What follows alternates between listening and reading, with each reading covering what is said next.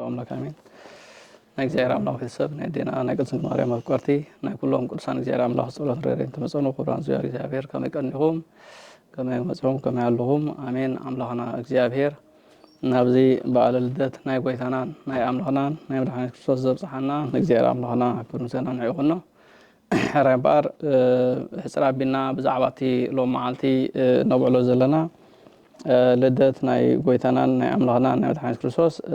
تمرتي كرمهارينا قراص مستير وهاوط أو زخونة جزير أملاكنا نقولاتنا سميعون منفساون زخونة طباب يعدلنا كمتي كلنا فلينا زلنا لو معلتي قويتنا أملاكنا بدحنا كرسوس كاب سلسة أكل سلاسة حدا أكل زخونة زي أبي هرولد بفلي أكلو كاب الدينا كاب قدس مريم كاب سجا كاب نفسه دما نفسي وليدو نعنا مسيلو أبي تليهم نايهرا سولدولو معلتي إيمالتي إذا معلت دما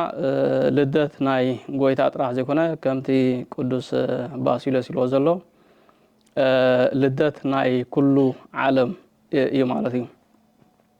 سلامتاي ولدتنا كل عالم كوينو انت بلنا دما مهنياتو كمتي قدسات صحفاتون زنورنا زمهرنا እግዚአብሔር አምላክ ነቦና ናአዳም ኮመድማን ሄዋን በመልከዕን በምስልን እግዚአብሔር አምላክ ምስፈጠሮም አብገነት ኤዶንማ ክብሪ ናይ ወልድነት አውሂቡ አብገነት ኤዶን መስቀመጦም ንሸውዓተ ዓመት ዘአክል ሕግ እግዚአብሔር አምላክ ሓልዮም በመንገድ እግዚአብሔር አምላክ ድማ እንዳተማላለሱ ክነብሩ ካን ተጽንሑ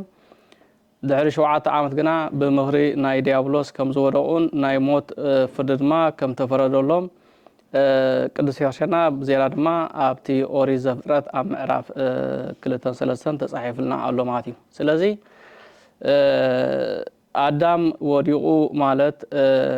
أبتناتو بحري حاتيات ويدما موت تواهيدو وسلزنا بره سلازي نتي أمانغو سجان أمانغو حاتيا أزي أمانغو سجان أمانغو حاتيا تنتفت يزنا برا توهارو نو زيار أملاخ كون عنا حران ناس عنكوس أنا سجانا لبيسو ناتنا بهرد ما بهر إجيرو بزي لو معالتي علتزي كابدينا كاب قدس مريم توليد لنا مالتي سلازي زعلت زي سب أملاح زخونلو أملاح دما سب زخونلو معالتي إيمالتي كوم سلا زخوني دما توم بزلو معالتي زي مستوم قاسوت حاويروم زمسقونو قدسان ملايكت سبات لإግዚአብሔር بسمايات وسلام بمتسموت لو سبيلوم زمسقونلو زي كترقمو لهم تلقامتي سبات لإግዚአብሔር بسمايات كله هلو نتي أملاح زخونة سب ني إلو يترجمه نتي وسلام بمتشرم لسبب الدولة نتي سبب هنا أملاك يلهم كأني نقولتيو أما ساتيرهم ترجمه ما الله ماتي سلزي بزي معالتزي سب بسرقة أملاك زهنا له أملاك دما سب زهنا له معالتي إيو إلنا فلايد ما نبي ترشحنا عليه زهنا كدوس كيرلس نزق على زي نجيرنا الله زمات ما انتايو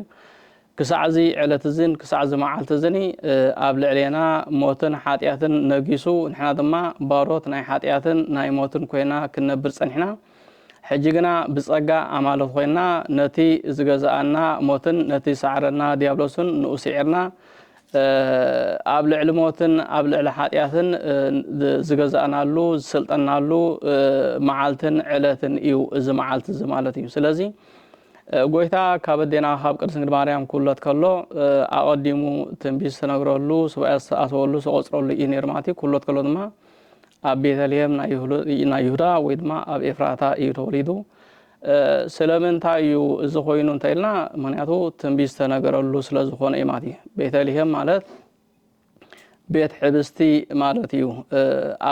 ابز بيتليم سبحانه وتعالى سلامن تايو توليد انتيلنا دما منياتو إذا بتازيا مثالي ناي دينا ناي قدس دنجل مريم سلا زغرت مالتي بيت ناي دنجل مريم مثاليو حبستخ اني ناي ودا مثالي ايو مالتي سلازي ابيت عليه مرادما قدوس كيرلس كان مز اتحيزو كترغمون كما ساطرون كلون تايلولو انه ودسب كم انسسا كوينو ينبر سلا زنبره سلازي نتي زلو نايسب كونت نمغلاص እንሆ ኣነ ብመልከዐይን ብምስለይን ፈጢረኩም ንስኻትኩም ግና ከም እንስሳ ኮይንኩም ትነብሩ ኣለኹምኒ ኣብ መብልዕ ማል ተወሊድልኩም ኣለኹምኒ ስጋ ይብልዑ ደመይ ድማ ስተዩ ክብል እዩ ኣብ መብልዕ ማል ተወሊድ ማለት ስለዚ ኣብ መብልዕ ማል ሙራዱ ነቲ ንሕና ነብሮ ዘለና ባህሪ ንኡን መንጋር እዩ ነዚ ድማ መጣቀስ ዝኾነና እንታይ እንተልና እቲ ናይ ኣቦና ናይ ዘመራይ ዳዊት ቃል ማለት እዩ እንታይ ኢልዎ ኣቦና ዘመራይ ዳዊት ሰብሰ ክቡር ውእቱ ወያእመረ ክብሩ ወኮነ ከመ እንስሳ ዘአልቦ ልብ ወተመሰሎም ሰብሲ ክቡር እዩ ነይሩ ግን ከኣኒ ነቲ ኣምላኽ ዝሃቦ ክብሪ ግና ኣይፈለጦኒ ከምቶም ልቢ ዘይብሎም እንስሳታት ድማ ኮነ ስለዚ ጎይታ ዝተወለደሉ ግዜን ዘመንን ንሕና ደቂ ሰባት ከም እንስሳ ኮይና ኣብ ንነብረሉ ዝነበርና ዘመን ተወሊድ ማለት እዩ ስለዚ ንሕና ከም እንስሳ ኮይና ኣብ ንነብረሉ ዝነበርና ዘመን ጎይታ ዝተወለደ ኣብ መብልዕ ማል ዝተወለደ ድማ እንሆ ንሱ ዝብላዕ ስጉኡን ዝቁረስ ዝብላዕ ስጉኡን ዝተደሙን ከም ዝሃበና መታንክና ስለዚ እቲ ቤተልሔም ዝሎ ቤት ሕብስቲ ዝብል ትርጉም ኣሎ ማለት እቲ ኤፍራታ ዝብል ከኣኒ ጸዋሪተ ፍሬ ማለት እዩ ጸዋሪት ናይ ድንግል ማርያም ምሳሌ እዩ ፍሬ ከዓ ናይ ወዳይ ማለት እዩ ስለዚ ካብኣ ፍረ ጽድቅ ዝኾነ ጎይታ ከም ዝተረኸበልና ንምንጋር ተባሂሉ ስለዚ እዚ ከኣኒ እንታይ ተልና ኣዳም ኣብ ዝወደቐሉ ሓጢያትን ሞትን ዝነገሰሉ ፍረ ጽድቅ ድማ ካብ ገጽ ምድሪ ዝጠፍኣሉ ግዜ ስለ ዝነበረ ስለዚ ብምኽንያት ናይ ጎይታ ልደት ግና ንዓና ፍረ ጽድቂ ካብታ ጸዋሪት ዝኾነት ድንግል ማርያም ካብኣ ፍረ ዝኾነ ጎይታ ስለዚ እቲ ፍረ ተበልናዮ በዓል እዩ ጎይታ ማለት እዩ ወይ ድማ ነቲ በቲ ሓደ ማሳጥናኻ ንስጉ እንደምን እውን ከነውፅኖ ሆና ስለዚ ኣብ ኤፍራታ ኣብ ቤተልሔም ዝተወለደሉ ስለምንታይ ተልና ምክንያቱ እዚ ንሕና እንበልዖ ንሕና ድማ እንሰትዮ እንበልዖ ስጉኡን እንሰትዮ ደሙ ድማ ስለ ዝሃበና ተባሂሉ ኣብዚ ክንሕዞን ክንርድኦ ንኽእል ማለት እዩ ስለዚ ካልእ ኣብዚ ምስ ልደት ተታሒዙ ዝመፅእ ነገር ብፍላይ ድማ ኣብቲ ናይ ሉቃስ ወንጌል ኣብ ምዕራፍ 2 ዘሎ ቃል እንተርኣኒ ወሲድናየን ተረዲእናየን እንታይ ዝብል ኣብቲ ግዜቲ ጎይታ ክውለድ እንከሎ ኣብቲ እዋንቲ ካብ ኣውግስጦስ ቄሳር ትእዛዝ ወይ ከዓ ኣዋጅ ከም ዝወፀ እዩ ዝነግረና ማለት እዩ እዚ ኣዋጅ እዚ እንታይ እዩ እንታይ ኢልና ብሓፈሻ እቲ ኣውግስጦስ ዝብል ዘሎ ቃል ሓደ ሽም ናይ ነገስታት ማለት እዩ ከምዚ ኣብ ግብፂ ዘሎ ፈርዖን ተባሂሎም ዝፅውዑ ኣብዚ ድማ ከምኡ ኣውግስጦስ ቄሳር ተባሂሉ ሓደ ሽሞት ማለት እዩ እቲ ትርጉሙ ግን ነፀብራቅ ወይ ከዓ ብርሃን ማለት እዩ ስለምንታይ ከምኡ ኮይንካ ኣብ ዘመኑን ኣብ ግዜኡን ብርሃን ዓለም ዝኾነ ጎይታ ስለተወለደሉ እዩ ማለት እዩ እዚ እንታይ ይባሃል ስለዚ ኣብቲ ግዜቲ ኣዋጅ ከም ዝወፀሞ እቲ ኣዋጅ ድማ ኩሉ ሰብ ክፅሓፍ ትእዛዝ ከም ዝወፀ ኣዴና ቅድስት ድንግል ማርያም ድማ ምስ ኣቦና ኣረጋዊ ዮሴፍ ካብ ወገን ዳዊት ስለ ዝነበሩ ናብ ኢየሩሳሌም ከም ዝኸዱ እንተኾነ ኣብኡ ምሕደር ስለ ዘይረኸቡ ግዜ ሕርሳ ድማ ግዜ ውልደት ግዜ ሕርሳ ድማ ስለ ዝበፅሐ ናብኡ ናብ መብልዕ ማል ከም ዝኸዱ እዩ ዝነግረና እቲ ቃል ማለት እዩ ኣብዚ ቃል እዚ እንታይ እዩ ስለምንታይ ጎይታ ክፅሓፍ ኣድልይዎ ንዝብል ሕቶ ምክንያቱ ኣዳም ብዝወደቆ ውጥቀት ውልድነቱ ኣጥፊኡ ካብ መፅሓፍ ህይወት ተደምሲሱን ተሓኺኹን ስለ ዝነበረ ስለዚ ንሱ ምሳና ክፅሓፍ ሞኒ ንሓ ድማ ዳግማይ ኣብ መፅሓፍ ህይወት ናይ መፅሓፍና ምሳሌ ወይ ከኣኒ ናቱ ምስጢር ክነግረና ስለዘለይ ስለዚ ንሱ ምሳና ከም ተቆፅረ ንሕና ድማ ምስኡ ተቆፂርና ማለት እዩ ንሱ ምሳና ከም ዝተፃሕፈ ንሓ ድማ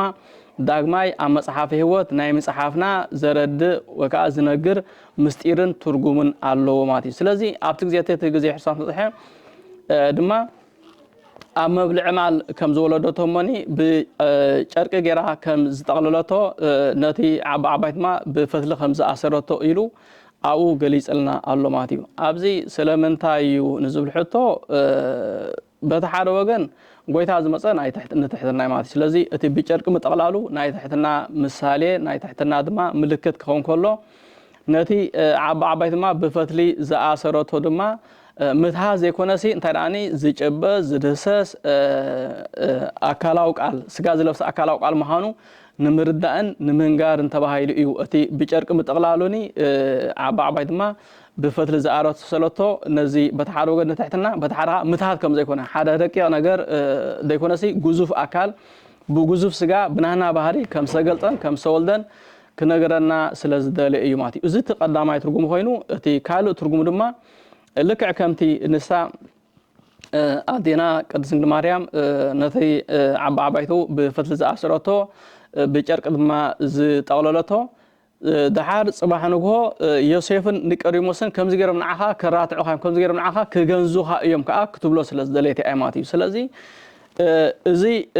ابزو خونلو غزي دما ابت ساعاتتي ناتو بناي غويتا لددما حدا ملأخ مصيو نتوم ببترا اباغعم زحلو زنبرو غاسوت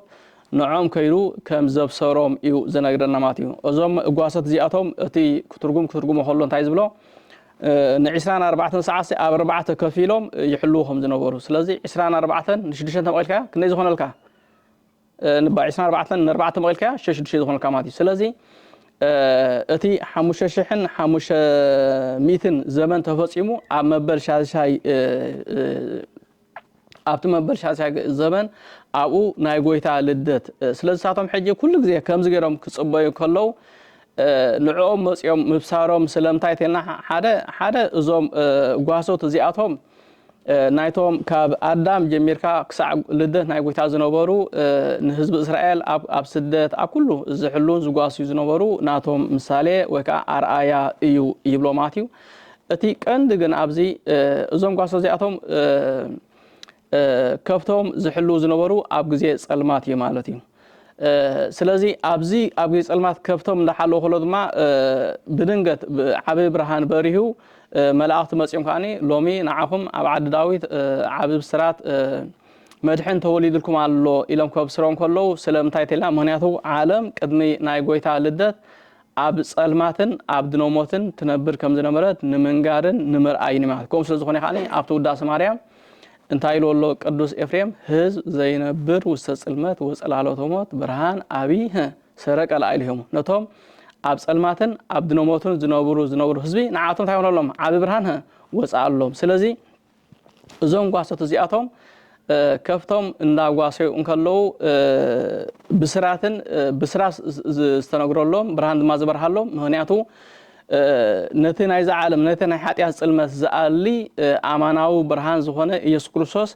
اب عد داويت اب بيتلهم ناي يهودا كم سولده سلازناغرومي ماتي اتي بحاله منغدي انترا مصينا غنا لدت كبال كله ناي عرقي معالتي مالتي سلازي ناي عرق معالتي كبال كله دما انتاي مالتيو من ينتعاريهم تاينا ابز معالتي عرقي امونغو سبن امونغو اغزيابيهرن عرقي امونغو سغان امونغو نفسن عرقي امونغو ملائكتن امونغو دچك ادامن عرقي امونغو حزبن امونغو احزابن سفصملو يؤزلو معزماتي سلازي كوم سلازخونما اوتوم ادم وديو خنكلنا كاب حدنت ناي ملائكت تفليو اينا ندلماتي سلازي ادم وديو إلنا ترا كاب حدنت ناي ملائكت تفليتنا اتا حدنت تي كم تملسلو نمنغارن نمرأي دماني ابتو غويتا ولدلو معالتي اتملاخ مصيو نوتوم غواسوت كم زبسرومو بدن قدما ايلافا زخون ملائكتي وريدوم سبحات لاغزيابير بسمايات وسلام بمسرم لسبيلهم عاب مسغانا كم زو مسغونو ابزدما ادم نافتناي قداماي حبرت ناي ملاي ناي قدسان ناي ملائكتي ابت سماياون ابت منفساون حبرت ناو كم سمسه زنغري ما ويدما عرقي سماين عرق مدرن كمستغبره زنغر يو زقازماتي ابز خم حوت هنا العلن نقل انتايو وملائكتن سبنسي ماسيم تبعيسوم ترايلنا مهنياتو ادم مسغيار املاح مستباسه مسغيار املاحن مسكولو نا اغزيار املاح تبعيسو ماتي سلازي سب مس املاح كباس كله مستكولو نا اغزيار املاح يزباس ماتي سلازي كوم سلازخونما امونغوم زيوم كساب حجي كاب تحدنت تفلي منبر اذا حدنا زكم سملسلو نمنغار ماتي حزبن احزابن كاني استعاروا اولي معات ماتي ناتو مثالي زخنا خان تايتلنا ممصا ناي سب طبب كاب مبراق مالتي سلازي ازوم سب طبب زمهارو زبهالو ወይ ካኒ ካብ ወገነ በልዓም ዝኾኑ አቡኮም ኢሉ መካብ ናይ በልዓም ወገን ይብሎሚው አቦም ካኒ ዝረደሽን ካይ ይብሎይ ማለት ወካ ዝረደሽ ካኻ ይብሎይ ማለት ቲ ነኦም ቀንደ አቦም ማለት ስለዚህ ንሳቶም ካብ ምብራቅ መምጾም እንታዩ እንተይልና ድማ ክልተ ትርጉም ይዘሎ እታ ሓደ ናይ ምብራቅ ወርቂ ጹሪ ከም ዝኾነ በዚ ሎማዓልትዝን በዚ ዕለትዝኒ ጹረየ ባህሪ ዝኾነ ጎይታ ስጋና ለቢሱ ካብ ድንግል ማርያም ተወሊድልና ክብሉ እዩ ማለት እዩ በተኻላይ ወንካኒ ካብ ምብራቅ እንታይ ዝበረቕ ማለት እዩ ብርሃን ይዝወፅእ ስለዚ በዚ ሎማዓልትዚ በዚ ዕለትዚ ነታ ብናይ ሓጢያት ጸልማት ተጎቢያ ዘላ ዓለም ንዓኣ ብርሃን ዝኾነ ፀሓይ ጽጥ ክርስቶስ ተወሊድና ክብሉ ሳቶም ከኣኒ ካብ ቅድሚ 2 ዓመት ተበጊሶም ኣብቲ ጎይታ ዝተወለደሉ ዕለት ድማ ኣብኡ መፅዮም ልክዕ ምስቶም ህዝቢ እስራኤል ዝተባሃሉ ወይ ከዓ ምስቶም ውሉድ ኣምላኽ ዝተባሃሉ እስራኤል ምስኣቶም ኮይኖም ከዓ ህዝብን ኣሕዛብ ከኣኒ ብሓንሳብ ኮይኖም ንእግዚአብሔር ኣምላኽ ምስጋና ዘመስገነሉ ኣምልኾ ዘምልኹሉ ዕለት እዩ እዚ መዓልቲ እዚ ማለት ስለዚ ኣብ መንጎ ህዝብን ኣብ መንጎ ኣሕዛብን ዕርቂ ተፈጠረሉ መዓልቲ ክበሃል ከሎ ከዓ ብከምዚ ከዓ ይትርጎም እዚ ማለት እዩ ብዓብዩ ሰብን እግዚአብሔር ኣምላኽ ዝተዓደቀሉ ክበሃል ከለና ከኣኒ እግዚአብሔር ኣምላኽ ነቲ ናትና ባህሪ ነቲ ናትና ባህሪ ናቱ ባህሪ ገይሩ በዚ መዓልቲ ከዓ ዝተወለደሉ ስለ ዝኾነ እዩ ማለት እዩ ዞም ሰብ ጥበብ ዝበሃሉ ክብገሶ ከለው 12 ኮይኖም ከም ሰበገሱ ዳሓድ ግን ካብኦም ካብዞም 12 እቶም ትሽዓተ ዝኾኑ ኣብ ኤፍራጢስ ዝበፅሑ እሳቶም ድሕሪ ከም ተመለሱ እቲ ምክንያቶም ድማ መጽሓፍቲ ብክልተ ገይሮም ይትርጉሞ ገሊኦም ስንቂ ተወዲእዎም ብሉ ገሊኦም ድማ ቤተልሔም ኣዝያ ንእሽተይ እሞኒ ይትረፍዶ ንሕና ንኣክል ኣቲናያሲ መምስ 10,000 ወታደራት ስለ ዝኾኑ ስለዚ ንዓና ኣይተኣክድና ኢሎም ከኣኒ ንድሕሪት ከም ተመልክቶም ሰለስተ ግን ኣብኡ ከም ዝበፅሑ ከኣኒ እቲ ቃል ይነግር ማለት እዩ ስለዚ ኣብ ገለገለ 12 ዝብል ኣብ ገለገለ ድማ 3 ዝብል ክንረኽቦ ትርጉሙ ግን ኣይፋለስኒ ማለት እዩ ብምስጢር ከዓ ብከምዚ ገይሮም እቶም ሊቃውንቲ ይፈትሑ ማለት እዩ ስለዚ እዞም ሰብ ጥበብ እዚኣቶም ካብ ርሑቕ ምብራቅ ክመፅኡ ከለው በታ ሓደ ወገን ስለምንታይ ክመፅኡ ከለው ድማ እቲ ኣብኡ ንጎይታ ድማ ገጸ በረከት ከም ዝሃብዎ እቲ ዝሃብዎ ገጸ በረከት ድማ ናይ ዕጣን ናይ ወርቂ ናይ ከርበ ገጸ በረከት ከም ዝሃብዎ ድማ ኣብኡ እቲ መጽሓፍ ተጻሒፍልና ኣሎ ማለት እዩ እዚ ዝኾነሉ ድማ እንታይ እዩ እንታይና ምስቲ ኣቐዲሙ ዝተነገረ ዝኸይድ ኮይኑ እቲ ወርቂ ክሳብ ሕጂ ከነምልኾም ጸናሕና ክንዓጦም ጸናሕና ጣዖታት መጀመርያ ፍጡራት እዮም ዳሓር ከዓ ሓለፍቲ እዮም ንስኻ ግና እንታይ ኢኻ ዘይተሓልፍ ንጹህ ባህሪ ኢኻ ንኽብሉ ወርቂ ከም ዘምጽእሉ ዕጣን ምኡዝ እዩ ንስኻ ከዓ እንታይ ክብሉ ማለት እዩ ምኡዘ ባህሪ ኢኻ ክብሉ ከኣኒ ዕጣን ከም ዘምጽእሉ ከርበ ከዓ እንታይ እዩ ጸጋና እዩ ወይ ከዓ መሪር እዩ ከኣኒ ስለዚ ነቲ ስብራትና ዝጸገነ ብዓብዪ ከኣኒ ንኣዳም ንምድሓን ከኣኒ መሪር ዝኾነ ሞት ከኣኒ ክትጥዕም ኢኻ